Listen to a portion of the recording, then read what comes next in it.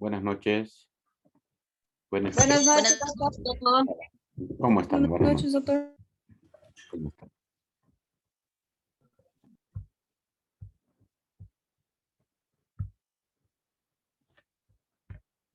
Buenas noches. Vamos a dar el tema del día de hoy, que es un tema sencillo, es hiperemesis gravídica.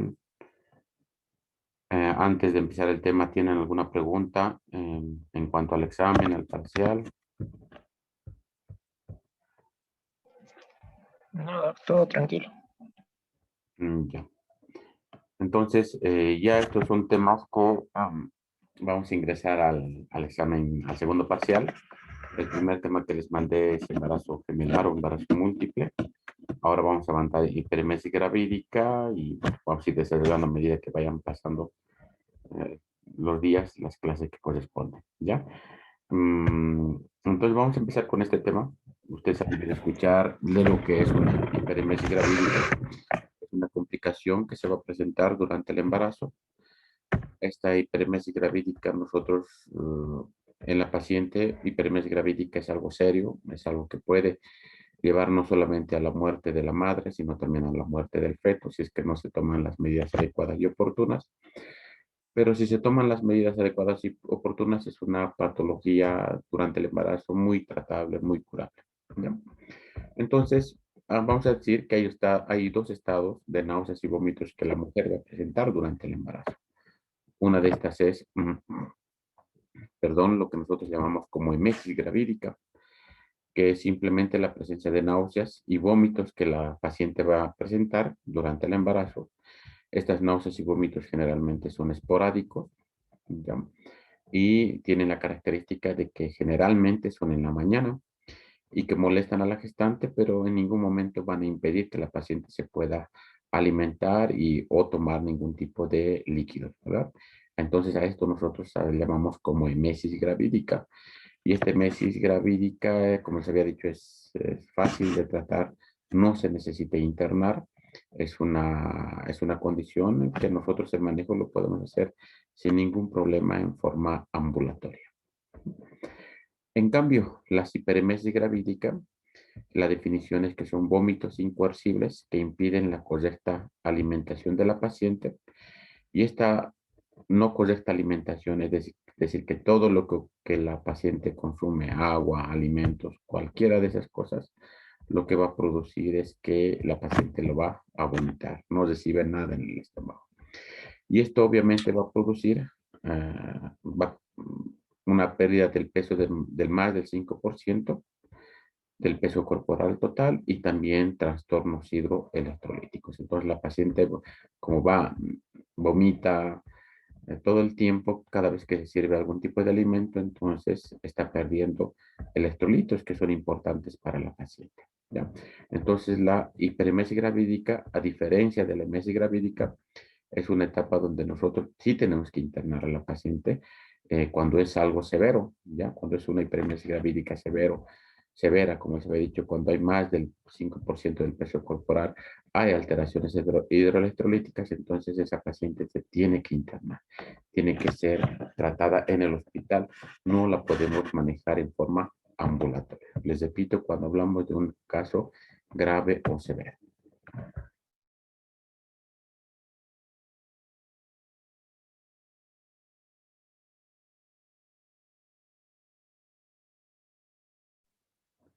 Se dice que las hiperemesis gravídicas tienen una frecuencia o se presentan en 3 a 5 mujeres de cada 1000 embarazos.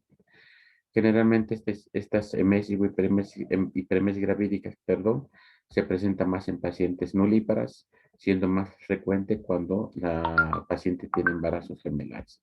Y esto les voy a explicar más adelante, que el factor hormonal es una de las causas más frecuentes para que se produzcan las hiperemesis gravídicas. Y en embarazos múltiples, gemelos, trillizos, cuatrillizos, la incidencia es mucho mayor. ¿Por qué? Ahora se los voy a explicar, ¿no? Entonces, la etiología de la emesis o hiperemesis gravídica todavía no se conoce con exactitud. Se trata de un síndrome al que al que contribuyen varios factores predisponentes que van a desencadenar las náuseas y los vómitos en las mujeres. Y estos factores predisponentes que van a desencadenar las náuseas y vómitos, los más aceptados como factores predisponentes de las hiperemesis gravídicas son los de tipo hormonal. Aquí tenemos una hormona que es la hormona gonadotrofina coriónica. Esta hormona gonadotrofina coriónica, ustedes saben que nosotros en la parte clínica utilizamos para saber si la paciente está embarazada o no está embarazada, ya sea en examen de sangre o examen de orina, ¿verdad? Esta hormona gonadotrofina coriónica se produce en el tejido trofoblástico, lo que a posterior va a ser la placenta. Esta es la hormona que más se ha relacionado con la emesis o hiperemesis gravídica, porque se ha visto que las náuseas y vómitos con mayor frecuencia en las mujeres embarazadas se presentan entre la sexta y 12ª semana de gestación. Y en estas semanas de gestación se relaciona porque hay un incremento en la producción de esta hormona gonadotrofina coriónica. Por este motivo, esta hormona es la que más se ha relacionado con el desencadenamiento de lo que son las hiperemesis gravídicas. Hemos hablado, ¿se acuerdan de enfermedad trofoblástica gestacional, verdad? Como hemorragia de la segunda mitad del embarazo. En este tema les habíamos dicho que las pacientes tienen niveles muy elevados de hormona gonadotrofina coriónica. Y les había mencionado también que estas pacientes con enfermedad trofoblástica gestacional, una de las clínicas era que presentaban hiperemesis gravídica y también presentaban preeclampsias. Entonces, por este motivo, más aún se relaciona esta hormona gonadotrofina crónica como factor predisponente principal para la producción de las hiperemesis o emesis gravídicas, principalmente. Como les vuelvo a repetir, por este motivo, las pacientes con enfermedad trofoblástica gestacional, es decir, las famosas molas y datiformes, que tienen altos niveles de hormona gonadotrofina crónica, desencadenan hiperemesis gravídica. Otra hormona que también se ha relacionado con factor de riesgo predisponente de hiperemesis gravídica es el déficit de la hormona ACTH. Durante el embarazo en respuesta al eje adrenal ante el aumento de la demanda hormonal durante la gestación. Entonces, también por disminución de esta hormona ACTH se ha determinado que puede ser un factor de riesgo o un factor predisponente para que la mujer embarazada también pueda presentar emesis o hiperemesis gravídica. Estas dos hormonas que están viendo aquí, nosotros la conocemos muy bien. Son dos hormonas que son producidas por los ovarios, los estrógenos y la progesterona. Los estrógenos y estas dos hormonas lo que hacen, bueno, el estrógeno por su alta producción produce un enlentecimiento del tránsito gastrointestinal. Entonces la característica de que si hay niveles elevados de esta hormona, lo que va a hacer que la paciente va a acumular fluidos gastrointestinales. Entonces, si hay un enlentecimiento del tránsito gastrointestinal, por este motivo la paciente, la digestión no va a ser muy adecuada, va a ser mucho más lenta. Pero si la paciente consume entonces mucho más alimentos del que puede manejar, entonces la paciente va a desencadenar náuseas y vómitos. La progesterona, los niveles elevados también producen emesis o hiperemesis gravídica. Entonces, dos hormonas principalmente que se han relacionado porque producen un enlentecimiento del tránsito gastrointestinal. Por este motivo, ¿se acuerdan que hemos hablado de signos de presunción, probabilidad y certeza de embarazo, verdad? Cuando hemos hablado de los signos de presunción, les había mencionado que las pacientes tienden a hacer estreñimiento, tienden a hacer no pueden ir en forma adecuada hacia sus necesidades gracias a la producción de estas dos hormonas que les estoy mencionando, que van a producir que el tránsito gastrointestinal sea mucho más lento de que una persona normal. También hay factores predisponentes relacionados con el sistema gastrointestinal, pero el sistema gastrointestinal, como hemos mencionado en la anterior diapositiva, se refiere a que hay un aumento en la producción de estas dos hormonas, estrógenos y progesterona, por los ovarios principalmente. Estas dos hormonas lo que van a hacer, producen una relajación del músculo liso, va a modificar la motilidad del esófago, estómago y del intestino. ¿Y cómo la modifica? La va a producir, lo que va a producir es un enlentecimiento del tránsito gastrointestinal. Por este motivo, a las pacientes que tienen náuseas, emesis gravídica, lo que se les recomienda es que no coman mucho. Si ellas comían 3 veces a la semana, le dicen, no comas 3 veces, come 6 veces, come 8 veces, pero que las porciones de alimentos sean mucho menores, más pequeñas, porque de esta manera vamos a tratar de que el tránsito gastrointestinal sea lo mejor posible, ¿verdad?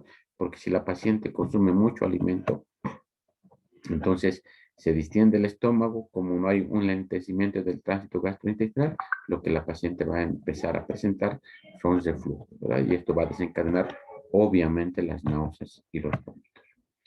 Va a producir una disminución del esfínter esofágico, que nosotros conocemos que se llama como el cardias, ¿verdad? Entonces se relaja este esfínter y causa sobre todo un reflujo, ¿verdad? Un reflujo que las pacientes se refieren como un picor que les sale por el pecho, nosotros conocemos como pirosis, ¿verdad?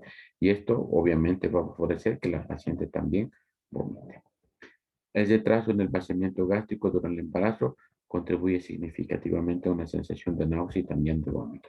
Todo esto, la relajación del músculo liso, disminución del tono del esfínter esofágico inferior, el cardias, el retraso del vaciamiento gástrico, muy relacionado con la producción de estas hormonas que les había mencionado, principalmente por los ovarios, estrógenos y progesterona. Pero también hay otros factores predisponentes o factores de riesgo para que una mujer embarazada desarrolle emesis o hiperemesis gravídica. Están los trastornos de conversión, síntomas de histeria, neurosis, depresión que la paciente puede tener, el estrés psicosocial muy frecuente. Cuando nosotros tenemos pacientes con náuseas y vómitos que no ceden, nosotros hacemos interconsulta con el servicio de psicología porque la parte emocional, la parte psicológica de la paciente puede jugar un factor muy, muy importante como factor predisponente de lo que son las náuseas y los vómitos. Por este motivo, no solamente vas a buscar la parte anatómica, como hemos visto, no solamente buscar la parte hormonal, sino también la parte psicosocial. Hay muchas mujeres que tienen problemas, por decirles, con la pareja, con el esposo, vienen, se internan, están bien aquí en el hospital, se les maneja 2, 3 días internadas, están súper bien, pero al momento se les da de alta y al día siguiente están nuevamente regresando al hospital porque han vuelto las náuseas y vómitos. Entonces ahí nosotros ya suponemos que hay un factor emocional que está jugando um, en contra de nuestra paciente, ¿verdad? Entre otros factores tenemos anomalías hepáticas, alteraciones del metabolismo lipídico, cambios en el funcionamiento del sistema nervioso autónomo para adaptarse a la gestación, deficiencia de vitaminas como la vitamina B6 o oligoelementos como el zinc y el cobre, también son otros factores predisponentes, ¿no? Entonces, dan cuenta, hay muchos factores que nosotros tenemos que buscar o ver para determinar cuál es la probable o motivo por el cual la paciente está con náuseas y vómitos. Como se ha mencionado principalmente en pacientes que tienen náuseas y vómitos muy frecuentes que evitan que se puedan alimentar y que pueden complicarse con esto, ¿no? Una hiperemesis gravídica. Ya se había mencionado, pérdida del más del 15% del peso corporal total y alteraciones hidroelectrolíticas. En la fisiopatología de la preeclampsia, entonces, por estas náuseas y vómitos que las pacientes van a presentar, obviamente va a presentar un desequilibrio hidroelectrolítico. La paciente experimenta un aumento de la pérdida del contenido gástrico. Hay una disminución del hidróxido de cloro y de electrolitos.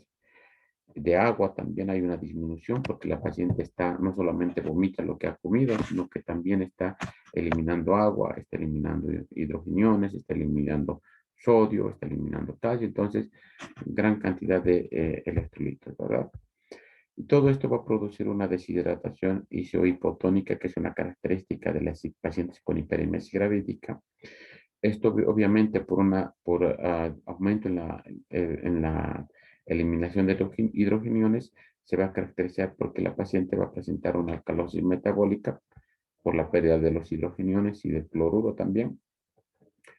También hay una pérdida por los vómitos de sodio, que están disminuidos, pero también pierde potasio. Pero la característica de esta pérdida de potasio no se produce por las náuseas y los vómitos, sino que se va a producir por un mecanismo de compensación que se produce a nivel renal a expensas de la eliminación de sodio. Entonces, la eliminación de potasio es como un mecanismo de compensación al sodio que está perdiendo la paciente por las náuseas y vómitos. ¿Ya? Bueno, y todo esto, como les había mencionado, va a producir que la paciente tenga una alcalosis metabólica que obviamente, si no es bien manejada, no es tratada, va a repercutir, como les había mencionado en un principio, no solamente afectando la vida de la mujer, sino también posiblemente afectando muy seriamente a lo que es el feto. Como nosotros es muy importante la clínica que la paciente, el síntoma más importante son los vómitos, obviamente, les había mencionado vómitos generalmente que son matutinos, son vómitos que se presentan en la mañana, lo más frecuente. La paciente va a presentar epigastralgia, dolor a nivel del epigastrio, perdón. La paciente va a presentar cialosea, pérdida obviamente de peso, ¿sí? Y si las náuseas y los vómitos son muy frecuentes, muy severos, entonces obviamente la paciente va a presentar signos de hipovolemia y también de deshidratación. Ya en casos mucho más serios, en casos graves, la paciente va a presentar ictericia, neuritis periférica, encefalopatía y una insuficiencia hepatorenal. Entonces, es muy grave que la paciente presente todo esto, ¿verdad? Entonces, si se dan cuenta, es un compromiso multisistémico que la paciente va a empezar a experimentar a expensas de la pérdida de agua y hidroelectrolíticos que ya hemos mencionado. Entonces, muy importante hacer el diagnóstico e iniciar el tratamiento, que no es muy difícil de realizar, ¿no? El diagnóstico, les había mencionado que nosotros lo hacemos por la clínica. Es el primer diagnóstico que nosotros vamos a tener. Se establece por la presencia de estas náuseas y vómitos persistentes durante el embarazo.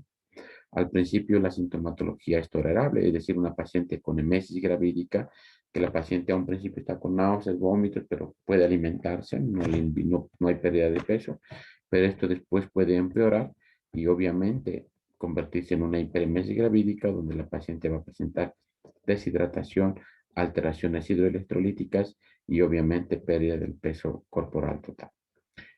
Entre otros síntomas, aparte de estos que son signos de una shock hipovolémico de la paciente, se puede decir, puede presentarse logea, sensibilidad aumentada para ciertos olores, alteraciones del sentido del gusto también. El síntoma más llamativo en una paciente con hiperimesis gravídica, es decir, que no puede alimentarse en forma correcta y está perdiendo agua y electrolíticos, es la deshidratación. Y como mecanismo de compensación va a aparecer la taquicardia, también hipotensión arterial. Ya son casos muy severos donde nosotros tenemos que actuar lo más rápidamente posible. En casos graves, la lengua presenta un aspecto seco, rugoso, la respiración tiene un fuerte olor a acetona y excepcionalmente también puede para la paciente presentar con ictericia. Bueno, pero hay otras enfermedades con las cuales nosotros tenemos que hacer el diagnóstico diferencial de una hiperemesis gravídica. Y si se dan cuenta, hay muchas otras enfermedades que nosotros también tendríamos que pensar que puede ser causante de las náuseas y vómitos en nuestra paciente. Dentro de las causas digestivas tenemos la gastroenteritis, colecistitis, hepatitis, obstrucción intestinal, úlcera péptidea, pancreatitis y apendicitis. Dentro de las genitourinarias, pielonefritis, las uremias, cálculos, quistes torcidos, degeneración de miomas, metabólicas, acidosis diabética, porfiria, enfermedad de Edison, hipertiroidismo, neurológicas como sea tumores cerebrales, patología vestibular, migraña, lesión del sistema nervioso central, complicaciones propias del embarazo, tenemos las preeclampsias y también aquí tendrían que entrar lo que son, bueno, aquí está, la enfermedad hemolítica trofulástica gestacional, ya, es otra causa también muy frecuente que van a desencadenar las hiperemesis gravídica en este paciente. A un principio les había mencionado que hay dos tipos de náuseas y vómitos que las pacientes pueden presentar. La emesis gravídica, que es un manejo, es una paciente no grave, y la hiperemesis gravídica, ¿no? La emesis gravídica, el manejo es ambulatorio. La mayoría de las pacientes vienen por náuseas y vómitos. En este caso, la recomendación, como es un manejo ambulatorio, tenemos que decirle que las comidas sean pequeñas, es decir, que disminuyan la cantidad de comida y que las comidas sean frecuentes, ¿ya? Tienen que aumentar en frecuencia. Tienen que decir que coman 7, 8 veces al día pueden comer, pueden porciones pequeñas. Esto, como les había mencionado, para ayudar a que la digestión sea mucho mejor en esta nuestra paciente. De preferencia, los alimentos tienen que ser fríos, sólidos, no líquidos. Evitar los líquidos y los calientes. Los líquidos y los calientes favorecen las náuseas y los vómitos. Evitar los alimentos fritos y grasientos. Tiene que ser la condimentación lo más sencilla posible. Y esto es, bueno, algo que sí se tendría que hacer en las pacientes que están con náuseas y vómitos. Desayunar en la cama, tiene que tener un ambiente adecuado. Después de desayunar, esperar 5 minutos y después levantarse, ¿no? Pero lamentablemente esto en la mayoría de los hogares no ocurre, porque la mamá es la que tiene que alistar al bebé, tiene que alistar al desayuno, al esposo. Entonces prácticamente en nuestra sociedad, bueno, por lo menos aquí en Bolivia, las mujeres hasta con náuseas y vómitos siguen trabajando, ¿no? Pero sería lo ideal que la paciente tenga la posibilidad que hacer esto, ¿no? Que desayunar cómoda en su casa, tranquila, y después de tener un pequeño reposo antes de hacer sus actividades. Esto ocurre, como les había mencionado, el manejo es en caso de pacientes con emesis gravídica, no complicado, ¿no? El tratamiento inicial en caso de, perdón, de hiperemesis gravídica, ya estamos hablando de una paciente ya grave, es una paciente que está con náuseas y vómitos por varios días, es una paciente que ha perdido más del 5% del peso corporal, hay signos de deshidratación, hay taquicardia, cialosea, hay signos de hipertensión arterial, entonces una paciente que está mal. En este caso no podemos hacer el manejo ambulatorio, el manejo es internar inmediatamente a la paciente, la tenemos que colocar en reposo absoluto y lo que nosotros hacemos como primera medida es prohibir la ingesta de alimentos por 48 horas. Este es el protocolo de manejo de nuestras pacientes. 48 horas, nada por vía oral.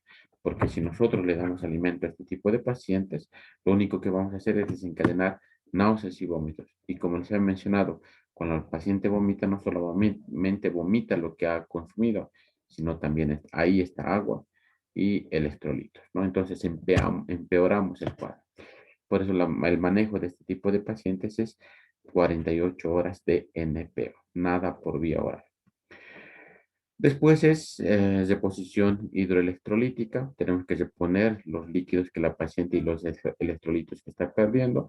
Entonces el esquema de tratamiento hídrico en nuestra paciente son 3000 cc de solución y esto nosotros pasamos en 24 horas. Es decir, cada solución tiene que pasar en 8 horas, ¿no? Entonces, 3000 de solución para 24 horas. Nosotros tenemos la obligación de administrar antieméticos, porque es una paciente que está con náuseas y vómitos. Entonces, el mejor antiemético que nosotros tenemos es la metoclopramida, que viene en ampollas de 10 miligramos, y esta metoclopramida se puede dar por vía endovenosa, no por vía oral, obviamente cada 8 horas, ¿no? Y con esto nosotros vamos a tratar de suprimir que esa paciente siga con náuseas y vómitos, siga perdiendo agua y electrolitos. Esta paciente es muy necesario administrar un protector gástrico porque es una paciente que está mal, está deshidratada y hay mucho riesgo de que haya daño gastrointestinal. Por este motivo, como protector gástrico, nosotros utilizamos la ditodrina, que viene en ampolla de 50 miligramos por vía endovenosa cada 8 horas. Es la forma de administrar. Antes estaba contraindicado totalmente el uso de la dapivirina en mujeres embarazadas, ahora se puede dar sin ningún problema. Otro antiemético, si no tenemos la metoclopramida, te podemos utilizar la clocroperamicina, perdón, de 25 miligramos. Esto se puede administrar 1 o 2 veces por día por vía rectal. Y como se ha mencionado, es una alternativa como antiemético a la ausencia de la metoclopramida. Muchos de estos pacientes, como les había mencionado, son pacientes que emocionalmente o psicosocialmente no están bien. Entonces, a veces también está indicado la administración de 5 a 10 miligramos de diazepam. Puede administrarse por vía intramuscular, ¿no? Entonces, son alternativas que nosotros estamos buscando para manejar este tipo de pacientes. Vamos a dar complejo B y vitamina C. El manejo de estas dos vitaminas, el complejo B, el B y la vitamina C, es que nosotros vamos a administrar 2 ampollas de complejo B y 1 ampolla de vitamina C, y esto nosotros diluimos en cada solución que nosotros estamos administrando. Entonces, esta solución de zinc lactato 1000 cc, añadimos 2 ampollas de complejo B y 1 ampolla de vitamina C, y eso pasa en 8 horas. De la misma manera, en esta dextrosa, 2 ampollas de complejo B y 1 ampolla de vitamina C. Y en la solución fisiológica, de la misma manera, 2 ampollas de vitamina C o de vitamina B, de complejo B, y 1 ampolla de vitamina C. Esta es la forma de manejar estos medicamentos. En casos leves o cuando la paciente ya está queriendo, perdón un minutito, adelante. Doctor, permiso. Para la pacientita la 16, no le cura amoxicilina, dice Jesús. Les hice una recetita. Sí, dale. Y sobre que se tiene alta, No, eso la se va a quedar. licenciada me está comentando que dice que habrá hecho que se cambie todo. No, se va a quedar internada. Ya hablé con ella. Que lo modifique, dice la licenciada. No está con alta médica, pero. Aquí leyó ella que sí. Yo no estoy entendiendo bien esto. Acá. Alta. No he puesto alta médica. El último, dice. Pues perdón. No, llevar histopatológico. Llevar. Eso Que la entendió, ¿no? actriz no han entendido Sí. alta médica. ¿No? No, es la mejor que hay. Ya, chica. Ahorita voy a estar. ¿Ya? Ya Pero ves. aquí dice control cada 2 horas. Sí. Ahí va. No, por eso solamente esta media horita, después le vamos a descontinuar eso. Solo hasta ahora. Sí, 1 horita o 2 horitas. Le echo el control 1 hora. ¿Ya? Tengo ya todos los controles. Ya está bien. Le pongo igual debajo de Sí. la nota de la MEU. Sí. Yo ahorita voy a estar. ¿Ya? Gracias. Ya. Entonces, ¿dónde estaba? Bueno, en pacientes con hipermesis gravídica, pero ya con una sintomatología no muy severa, no muy grave, entonces obviamente también tenemos que hacer la modificación de los hábitos alimenticios. Entonces, estas pacientes son pacientes con hipermesis gravídica, pero ya que están en desolución, que ya se está empezando, ya se les va a dar de alta médica. Después de las 48 horas que la paciente ha estado en NPO, sin nada por vía oral, tenemos que empezar la alimentación. Y esta es la forma o lo que nosotros damos a nuestra paciente. Comida fraccionada, seca, no le dan, como se había mencionado, no dar ni líquida ni caliente, eso favorece a las náuseas y vómitos. La comida tiene que ser lo que la paciente quiera. Ya, este es un problema que tenemos aquí, que hay muchas pacientes que llegan y dicen, doctor, tengo náuseas y vómitos, vomito lo que me sirven en la casa o lo que cocinamos todos, lo vomito y mi esposo, la mamá, los tíos, no sé, dicen, no, estás embarazada, si has vomitado tienes que comer, come el doble. Entonces, y le vuelven a producir más náuseas y vómitos. Lo que yo hago en estos casos es llamar al esposo o llamar a la familia, y lo que les digo es que la paciente, si está con náuseas y vómitos, ya sea emesis gravídica o una hiperemesis de tipo leve, lo que les recomiendo es que no coman. Si ellas no quieren comer lo que sirven en la casa, no coman. Incluso yo les digo, no estés en el lugar, en el comedor junto con la familia. Si tú tienes que comer en tu cuarto, come en tu cuarto. ¿Qué deseas? Muchas me han dicho, doctor, me quiero yogur. Pues come solamente yogur. Entonces, la paciente tiene que comer lo que a ella le guste, no puede comer lo que lo que a las otras personas piensen que está bien. ¿Me entienden? Entonces, una recomendación que yo le digo a la familia, no, la señora si quiere comer un pedazo de manzana, coma solamente manzana. Si quiere plátano, solamente plátano. No hay que obligarle a comer otras cosas que a ella no se le apetece. ¿Ya? Obviamente, evitar las comidas grasas. Las grasas evitan que el vaciamiento gástrico sea mucho más lento aún. Alimentos ricos en carbohidratos. El sulfato ferroso, que es unas hierro que nosotros les administramos aquí en el control prenatal, en este tipo de pacientes no hay que administrar. Si alguno de ustedes ha tenido la posibilidad de tomar una tableta de sulfato ferroso, se van a dar cuenta que es muy fuerte, produce mucho problema gastrointestinal y incluso produce náuseas estas sulfato ferroso. Si nosotros le damos sulfato ferroso a una paciente que está con emesis gravídica o una hiperemesis de tipo leve, como estamos viendo aquí, lo único que vamos a hacer es empeorar el cuadro gastrointestinal. Entonces, sulfato ferroso está contraindicado, ¿no? El tratamiento no farmacológico también es muy bueno. Se puede hacer técnicas de acupresión, que es muy bueno que si la paciente tuviera la posibilidad de que esto puede implementar como tratamiento alternativo, es muy buena sugerencia también que se puede hacer. Y la metoclopramida, como ya es un caso leve, entonces nosotros podemos dar por vía oral, ya no por vía endovenosa, tabletas de 10 miligramos cada 8 horas también. La recomendación de la metoclopramida, y esto para que ustedes lo sepan, tal vez pueda ser que coma el alimento 20 minutos o 30 minutos antes del desayuno, 20 a 30 minutos antes del almuerzo y 20 a 30 minutos antes de la cena. Entonces, de esta manera vamos a asegurar que la paciente antes de su alimentación tenga este antiemético que evite las náuseas y los vómitos, ¿no? Dentro de las medidas generales de una paciente con hiperemesis gravídica, hay que analizar el entorno familiar y hay que ver que tal vez dentro de, no sea un factor hormonal, no sea un factor anatómico, tal vez sea un factor familiar, estén provocando las náuseas y vómitos. Por este motivo, las recomendaciones que se haga una interconsulta con el servicio de psicología, que hablen con la paciente, ¿no? Permitir que la gestante no se ajuste al horario de comida habitual, obviamente ya les había mencionado, no es necesario que coma junto con la familia, si ella quiere comer sola en su cuarto, que coma en su cuarto y la hora que ella desee. No hay que exigir a comer. Esto es pasajero. 1 a 2 semanas después de la descarga hormonal o lo que esté produciendo las náuseas y vómitos, el cuerpo del paciente se va a adaptar a estos cambios hormonales y la paciente va a continuar con su embarazo. Y aconsejar que tome cualquier alimento que le parezca aceptable, cuando ella lo desee. Ya no restringir eso. La vitamina B6 y B1 se puede administrar y también como sedantes ligeros y antihistamínicos también se tiene que dar, ¿no? Entonces son medidas generales que nosotros podemos hacer cuando la paciente está con el diagnóstico de hiperemesis gravídica.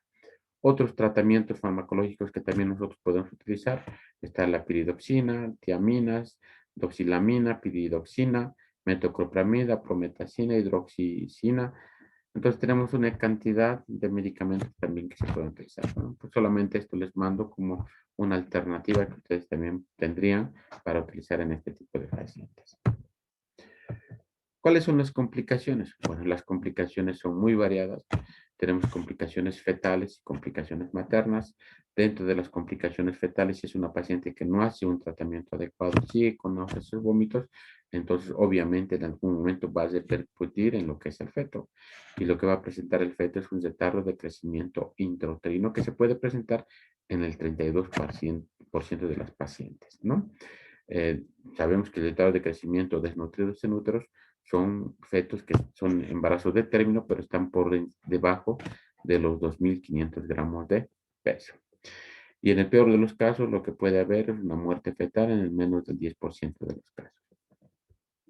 ¿Cuáles son las complicaciones maternas? Encefalopatía de Wernicke por deficiencia de vitamina B12, mielinosis pontina central también, síndrome de Mayor-Weiss, ruptura esofágica también puede ser otra complicación materna por las náuseas y vómitos exageradas que puede presentar, neumotoras, neuropatía periférica por deficiencia de vitamina B6 y B12 histerectomía materna, que puede ser obviamente tóxico no solamente para la madre, sino tóxico para el feto, que puede llevar a la muerte.